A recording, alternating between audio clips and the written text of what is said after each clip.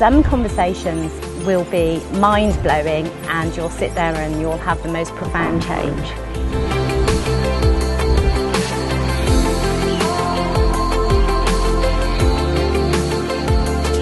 Hey, it's Janice, 52 Conversations. Thanks for joining me, Vee. How are you? I'm good. Feeling very relaxed and enjoyed my week so far. I'm good. You're good. How's your week going then? You're enjoying it? Does that mean I've had a lot of sleep. Can I ask you, have you had petrol this week? Let's do that first. I have. Fortunately, and I'm very grateful, I've had petrol. I've had petrol since last week. I don't actually drive that much. So I have a vehicle in my drive at the moment that is mine, but I don't regularly get in and use it. And if I'm taking the children to their activities at the weekend, when my car's mum's taxi service, but I did fill it literally to the brim, and then I've just literally just been using it as and when needed. I had to ask that question because the backstory was we tried to do this before I went off to Germany for a little bit, and you were trying to get petrol, and I was thinking, my God, what is the world coming to? And then of course I went to Germany and I hired a car, and the first thing the guy said at the hire car was, you can have as much petrol as you like in Germany. I was like, thank you, because you're in the right place. Yeah. But there you go. So you said you were feeling good, so you've had a lot of sleep, you just said. Yes, so I slept on yourself. Yeah. And is that because you needed it, or you just wanted it, or you had the opportunity? Because you're not really busy. Honestly, it was because I manage my diary in a way so that with my job that I have, I'm working obviously self-employed. I only work certain days. So Mondays and Fridays, I like my days.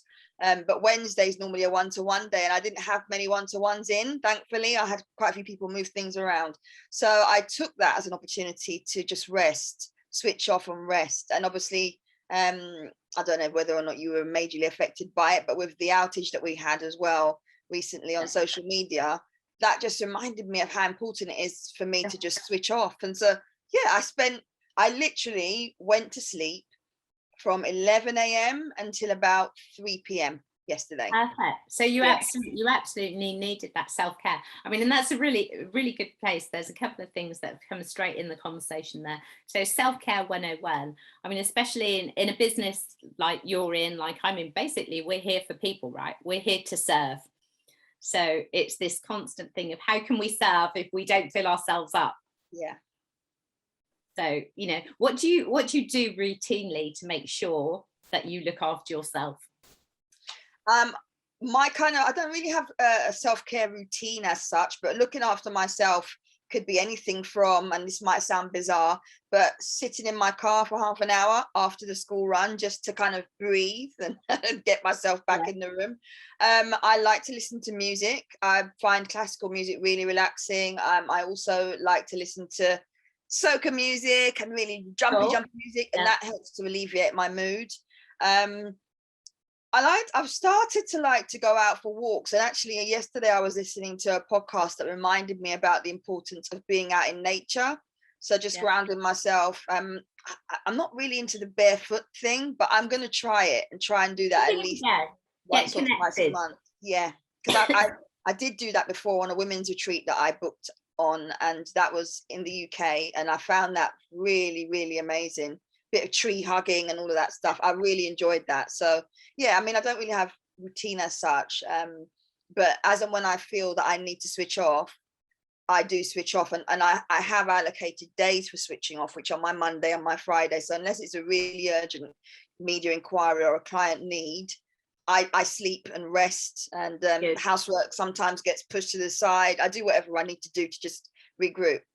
That's exactly the right answer there. So before we go any further, tell people, if you like, who you are and what you do.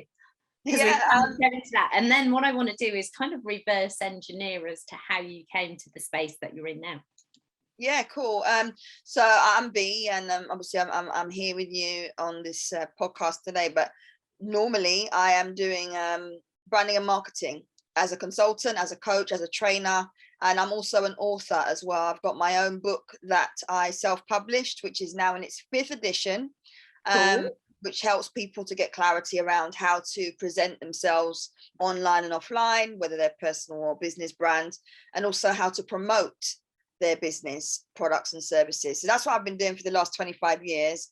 And in the last 8+ years, I've been running my own business. That's literally the only thing that I eat, sleep and breathe. Cool. That's cool. So then we're going to go back to the outage that you mentioned. So I'm going to say I found it really interesting because I've been in Germany with my mum. I basically pretty much said, other than a couple of client things, I was doing no work. I was just going to be in Germany. I was going to be with my mum, be with my family, and just kind of switch off. So I've actually been off social media a whole bunch. I'd go on a little bit, and then I was just staying off. So it didn't actually impact me at all, other than WhatsApp, where I went to message my daughter and I thought, oh, that's really strange, it's not working. And I thought, oh, maybe it's just the Wi-Fi in the house. So then I didn't think anything more of it. So then when I got in the car in the morning to drive to the airport and I was listening to the German radio, oh my God, it was like the world had come to an end, the way that they were talking about it. And I just found myself thinking, this is insane. This is something that we never used to have. We lived really well without it. So what is it that now the world is coming to an end? So when it happened, how did you feel about it from a personal sense and from a business sense? Well, personally, I don't use Facebook for personal stuff at all. I only use it for business. In fact, I'm quite disconnected from my family, not intentionally, but because I just don't have time for it. If it's not business related, I will pick up the phone and speak to family. I'll WhatsApp family. And so from a personal space, it was fine. In terms of my business, it was also fine. I sent out, because we do social media management within my company. So all of my clients received an email saying, look, there's been an outage. This is what's going to happen. This is when you can expect to resume service. It's out of our control. And that was all fine. But in terms of me managing my own affairs, I did a YouTube giving offers of advice to people about what they could do if they were very reliant on Facebook and Instagram and WhatsApp for business. And I also sent out an email doing the same thing and directing people to the YouTube video that I'd done. And then I just switched off, and it was absolute bliss. But day to day, I'm quite strict anyway in how much time I spend online. And I have lots of clients saying to me, oh, Ree, you're everywhere, you pop up everywhere. And I was explaining to a group of ladies that I met with recently for lunch that it seems like I'm everywhere because they are connected to me at every touch point. So if they're on my email list and they're on my Facebook business page and they're on my Instagram, of course they're going to see me keep popping up, But I'm very rarely on social media. I'm quite strict with when I'm on and I log off. So for me, it was a breath of fresh air. In fact, I really wanted to do a caption to kind of convey my annoyance when it was back on, because I was really annoyed. My daughter messaged, she said, Mum, I think it's back on. I thought, great. But no, it was I handled it fine. And I know my clients that have got their lists and their ways of communicating that don't rely on social media, they also manage just fine as well. I just find it really fascinating that the world, as such a huge population, has become so dependent on these things, whether it be business or social. Do you know what I mean? It's just become the way that lots of people communicate. And then it's taken away from them. But also it was like, well, what are these people, what are they going to do if they haven't got scrollability, as I call it? What were they actually going to do?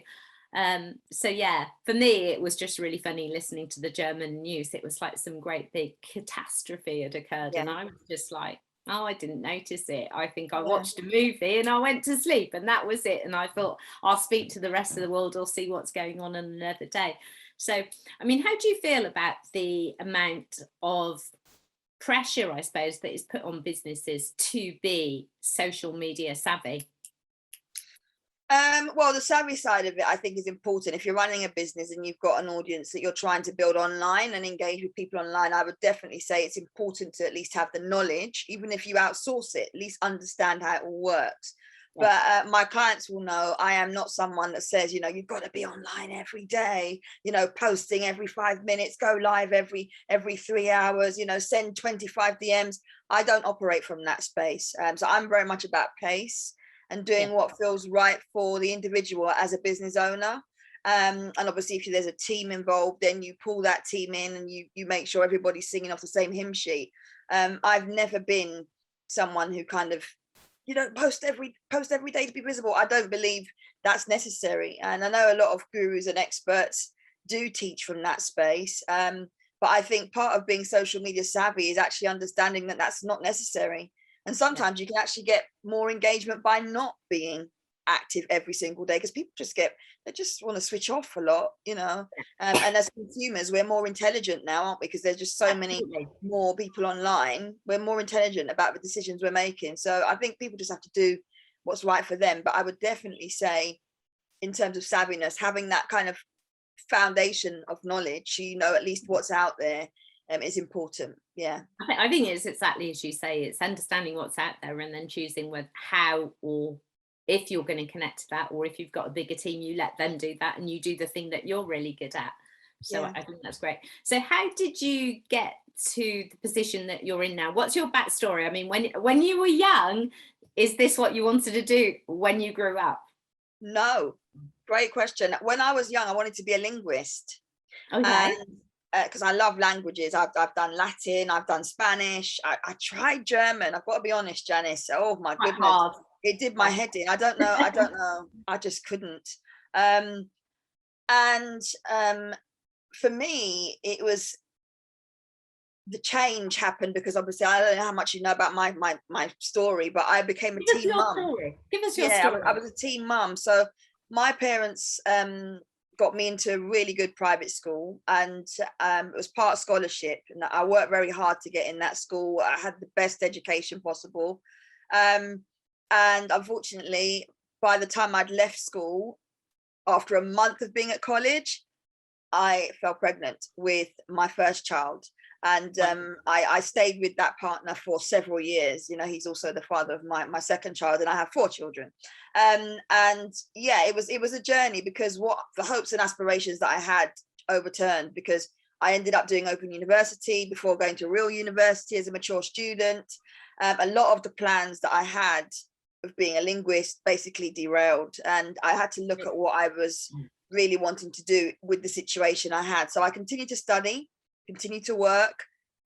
Fortunately for me, I worked with BT as a sales advisor before getting onto their graduate scheme as a marketing and branding manager. So that was really quite fortunate for me. But after about 16 years of working in marketing and communication roles, I wouldn't even say offered, I was told I was going to be made redundant. Myself and my team, we just finished a massive property event in Cannes, and 20 strong team, lots of big names on the bill.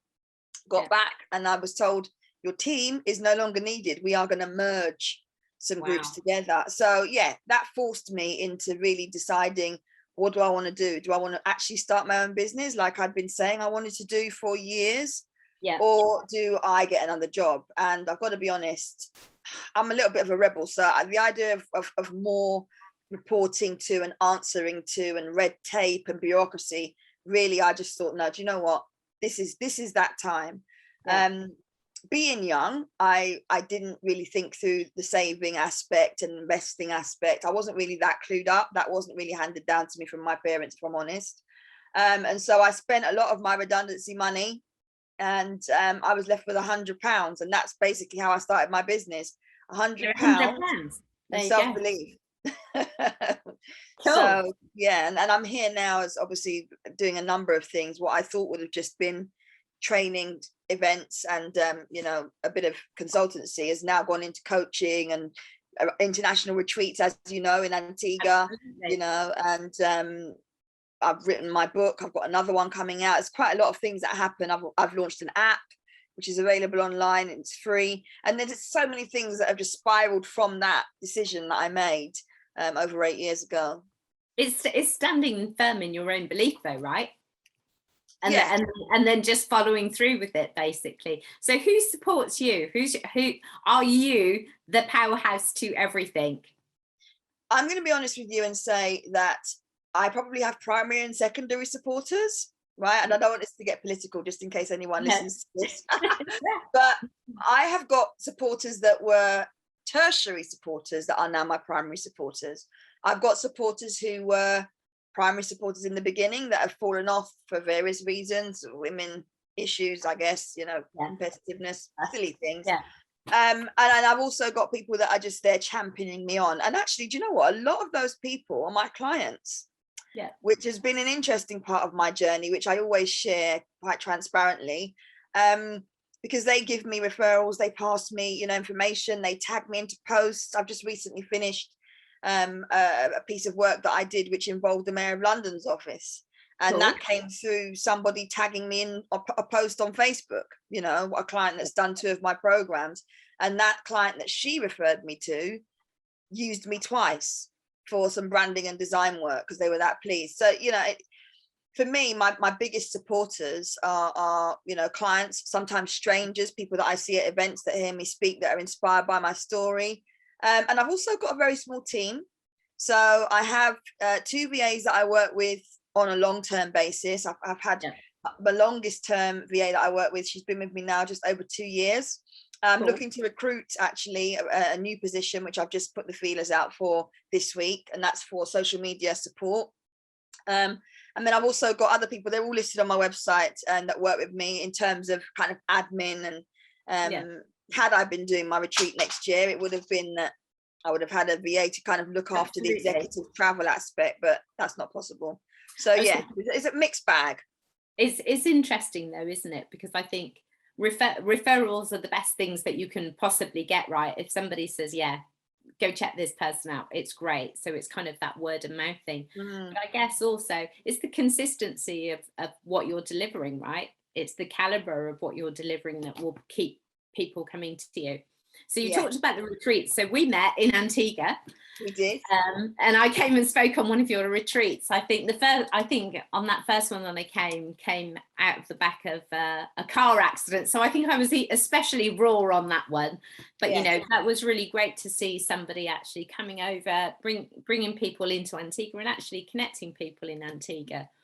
And so how big a part has that kind of bit of your business played into the model that you've created, and how you would choose to continue creating it with the little fly in the ointment of the COVID situation?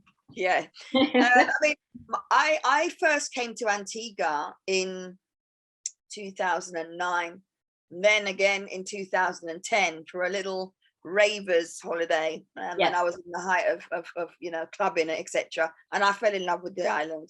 And then obviously subsequently I, you know, got into a relationship and I have my partner, he's from Antigua and Barbuda, his family from there. And so for me, the conversation that I'd had with the taxi driver, which was in 2010, was I'm going to live here. I have to move here. What do I have to do? And I remember he was giving me lots of tips. I don't know if you know Randy. He's quite popular in Jolly Harbour area, Randy and Mary. And I remember him telling me about his place that he built. I was so inspired. And I said to my friends that I was with, I said, I'm going to move here. So that is still on the cards. So in terms of my business model, and I've always been transparent about this with my, you know, delegates that travel from Europe, etc., and come out there with me, my business model will always involve the Caribbean, specifically Antigua and Barbuda, because that is where I feel most at home. And I was speaking to a client this morning about her feeling really at home in Ghana. She's Jamaican and she feels really at home in Ghana. And my father is Jamaican, my mother is British, but when I come to Antigua and Barbuda, I am on home soil. It's just the most craziest feeling. It makes you feel. And so my business model had to shift to include that retreat that I do. And it's been brilliant, just in terms of connecting with people, being around contacts. I'm even going to be at some events before the end of the year that are directly linked to the island over here in the UK. And for me, when I went there just a few weeks ago, I was scouting out schools for my children because it's still on the map. It's still there. And within the next 2 years, that is the plan, that I'll be living there. So I'm just looking at all the options. And that's why it's always been a part of my business model, traveling there, connecting people. You know, I've been on ABS TV and in the media over there because I'm genuinely passionate about helping all people from all walks of life, but specifically in Antigua and Barbuda. Definitely. I mean, there is a definite thing about Antigua and Barbuda, and I think most people, like myself, people say to us, why Antigua? I say, if you're asking that question, you don't get it. Yeah. Because it's something that you just get, that intrinsically it has this vibe, the way that it feels, and you're just like, yeah, this is, so I guess, like a lot of people, it's a bit of a pain at the minute with everything that is going on in the world. I mean, in terms of your business as a whole, has the pandemic had an impact on it that's been negative? The only negative has been the retreat. But then, because I do the retreat to, first of all, connect with people on the island, secondly, just get away and escape, it hasn't been a big issue for me, because I was still able to travel, even though I had to pay loads of money to be tested there and back, etc. I was still able to travel to Antigua this year. So that would have been the only downside, that I couldn't do my retreat in March just gone, and I don't plan to take a financial risk of hosting it in March 2022 either. No. So that's been the biggest thing for me, is that people are asking me, Vee, we want to book on. I had over 19 people express an interest, and brochures were done and everything, and I haven't pushed it forward with.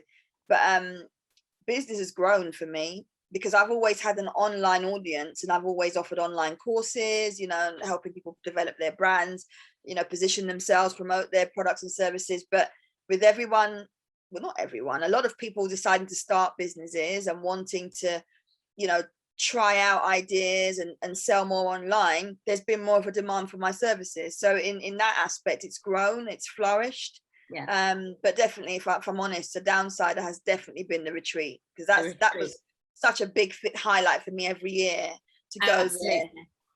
Well, let's look to 2023, hopefully. Then if it's not going to be next year, we can only hope. So it's interesting what you mentioned. I mean, obviously the whole COVID pandemic and business and everything, there's been this massive upsurge though of actually people saying, I've been thinking about I wanted to do this thing, and now I'm going to do it.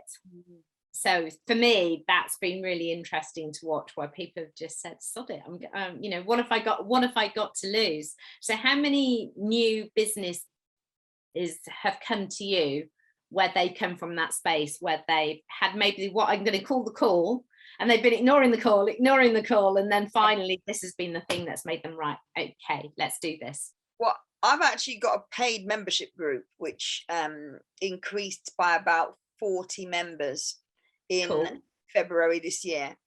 And a lot of those members were attracted to me because obviously it was a kind of pay-as-you-go service. They were able to access my resources and really start pushing on that idea or that venture in terms of the branding and the marketing and the selling. So I had quite a few career women who were either laid off or on furlough or just wanting to dabble in it all, and they joined my program. And that was actually a highlight of my year, because obviously it's me being able to help even more people and fulfill their dreams. Lots of people came to me, and even outside of the membership program, I had husband and wife teams coming to me. A cleaning company came to me. I'm currently working with a team that are based in Manchester at the moment, with quite a big company that they started in lockdown, but they didn't really get all the angles right in terms of socials and visibility. And so it's been interesting, because I would say most people that have come to me have been people that just wanted to try something new. And admittedly, a good handful of them have fallen off of the idea because they're now gone back into employment. But for me, I'm grateful that I was even able to be part of that journey and give them that clarity and show them that should they wish to, venture back on that business trail, or should they wish to continue it, they're armed with quite a number of resources that they can just access and execute. It's really exciting, isn't it, that people have come to you in a time like that and said, right, okay, we trust you, we see you, we hear you, and we feel you, we trust you to guide us. That's a real good vibe for you to be taking with you. And exactly as you say, and then people can choose to do what they do with it, whether they carry on or they go back to what they were doing before. So you mentioned that you have 4 children. So the mums that are listening that are thinking, oh my God, how does she manage it all? How do you manage it all? I have to ask myself that sometimes when I'm grumbling or when I'm, using expletives in the kitchen, clearing up mess and doing things for even my big children. But for me, I'm quite fortunate because my oldest daughter, she doesn't live here. She's 25. My son's 19. So they kind of look after themselves. Yeah. 88% of the time, they look after themselves. It's my younger two that keep me on my toes, and being the mum that I am, I like them to be occupied. I don't like the whole idea of too much screen time, which is something, unfortunately, that my oldest of the two, my son, who's now 9, during lockdown, he became really, I don't want to learn on the computer, but he was quite happy to sit down and play games on the computer. Yeah. So adjusting back now it's been challenging, but I've done it, and I'm out the other side. But there were some really really difficult times during lockdown, particularly with the homeschooling and trying to run my business. I almost told the teacher, Yeah, I was just about to say that. How on earth? I mean, I was watching it with nieces and things that are like jobs, children, and I'm like, how can you be doing all of those things? So how did you manage? Well, I was quite honest about my journey during lockdown. There were some really exhausting days, and I wasn't that mum that was showing everybody on Instagram the highlight reel. In fact, I was doing the reverse. Yeah. But my other page was Super Mamas Connected is one of my pages on Instagram, and I was using it not to be negative, but I was just giving the real deal. So I would say things like I'd take a picture of both my children with their laptops kind of facing each other, and I'd say, look, this is really hard because when one needs me, the other one needs me. And I said, you see, you're not going to get pictures on my page of my children looking all happy and smiley, sat at the dining table or sat at a desk, because it's not like that in my home. And I said, and when the teacher's calling me, asking me why hasn't homework been submitted, or oh, we haven't heard from you with an update on reading this week, I'm like, well, actually that's because I'm running a business as well, and I'm trying to work. Yeah, I'm trying to keep food on the table here. So the learning was never secondary, but what I wasn't going to do was jeopardize or even make my children feel like learning is something that they have to do, because I really don't like that position of authority where you're forcing people or making them feel like that decision has to be coming from a place of authority that you really got no choice. I mean, it sounds crazy, but even down to eating habits, I never force my children to eat anything they don't want to eat. And I know a lot of parents will say, eat everything on the plate. I'm not that kind. I'm really quite chilled. So for me, lockdown and being told, they've got to log on at 9, they've got to have, lots of rules. I'm not into all of that. That's why I'm better off working for myself, because I'm too much of a rebel. And the teachers are really quite cool with me. In fact, I just had 2 parents' evenings this week. One was yesterday and one was the day before, and they were really impressed because I probably was that mum that they were talking about in the staff room or on their online chat, saying, bloody hell, she's quite upfront, isn't she? But I wasn't. I didn't pretend. My kids do their best. I encourage them to do their best. But what I wasn't going to do was make them feel awkward or even more anxious about what was going on in the world. So absolutely. I like the sound of that, because you've got to do it the way that works for you. So on the flip side of that, how were your kids going back to school? Were they ready? They were ready. In fact, they were very excited. They were very excited because obviously being here with mum, whilst I was trying to do things with them, we purchased a trampoline. They were supposed to get bikes, didn't manage to pull through with those. My son has a bike, but he outgrew it. But we were doing a lot of things outdoors in the park, lots of nature stuff. But they wanted to get back and connect with their friends, and they love school, so they really missed it. They struggled a little bit. That was why I was so lenient with my son with regards to screen time. Maybe at times a bit too lenient, because it meant that I could get him distracted. He's now not got a game. It's been that drastic. So he still plays his game, but it's not as accessible as it was during lockdown. And they're back in the swing of things. They've got their routine back. Bedtime's back in effect. So they've managed quite well. In terms of extended family and friends around you, did you see other parents with children that really struggled in just being in the whole lockdown and then going back to school? Do you know me, to be honest, I think I saw more of my clients than I did friends and family in lockdown, in terms of like just online stuff. We didn't have like an online Zoom where all the family would meet up. Parts of my family do prayer meeting, and my daughter still does that now, where they meet online and they talk about, you know, the Bible and things like that. I tried to do that. I really couldn't stick to it. I tried a number of things. I really couldn't get into the routine. It was just so demanding, and it really did feel like pressure at times. I feel like being at school. Too much pressure. Yeah. And so I'm about flow and pace. Those have been my key words actually since the beginning of this year, before lockdown even kicked in. So for me, if it doesn't feel right, if I feel uncomfortable or I don't have confidence in what I'm doing, I'm just not doing it. Again, the rebel side of me. So in terms of support, I probably have more support from people kind of championing me and me championing them in terms of business client relationships. With family, everybody was just on their own mission, and I'm probably one of the only people in my family that has 4 children, and I do include the older 2 in this. 4 children who have obviously emotional needs, you know, just needs generally, and running a business. I mean, I had friends calling me saying, well, I've only got 1, I don't know how you're managing. And I'd just be open. I wasn't managing at all, just doing my best. That was it, you know. And I think for a lot of us, that's all we've had to do. Somebody asked me a question yesterday, I can't remember who it was, and it went back to lockdown, and I said, you know, it was a bit strange, because at the start of the lockdown for me, I came back from Antigua to here March the 15th. My dad died March the 25th, and we went straight into this whole thing. So I felt like I was in some other kind of woo-woo land where stuff was weird. But equally, what I found really interesting, and I think that's where the question came, was I said people were still reaching out to me and still wanting help from me. And there was part of my brain going, well, what the fuck?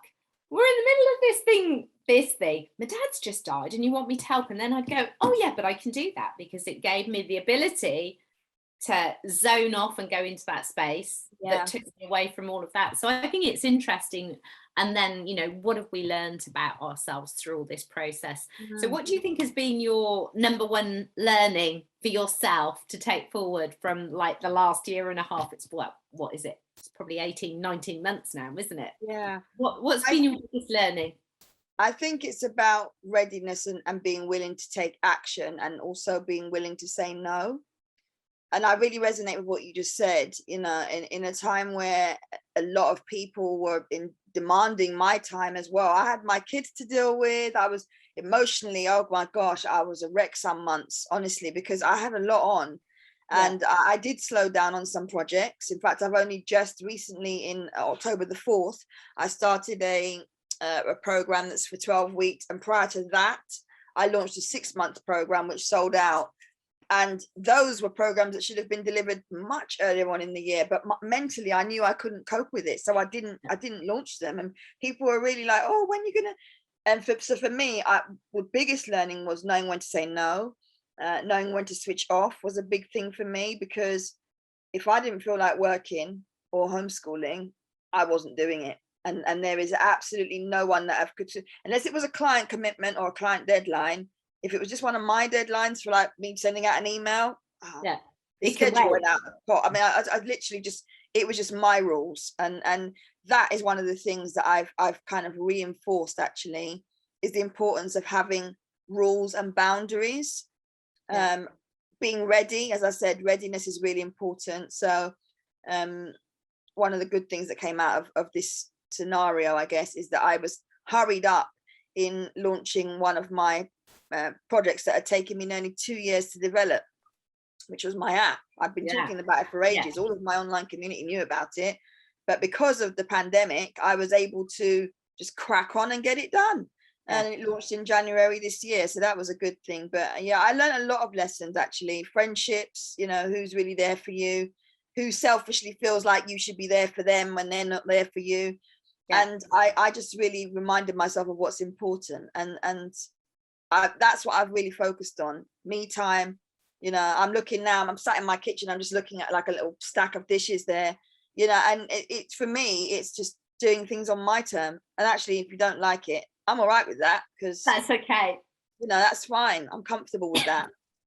I like that. And it's, I wasn't going to stop the conversation, I was going to continue, but it actually feels like a really nice place to end the conversation and where we are now in terms of, because these are the things that you've learned, and it is all about you're happy with you, and if other people aren't, well, that's their business really, isn't it? As long as you're doing you and you're not wishing anyone harm, doing anyone harm, you're carrying on with your purpose, your passion, your family, your life, and you're doing it the way that you want to do it.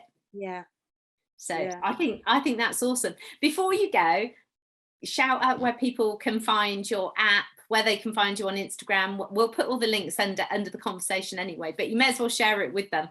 Yeah, of course. So anyone that wants to reach out, ask questions, feedback, I'm on insight2marketing.com.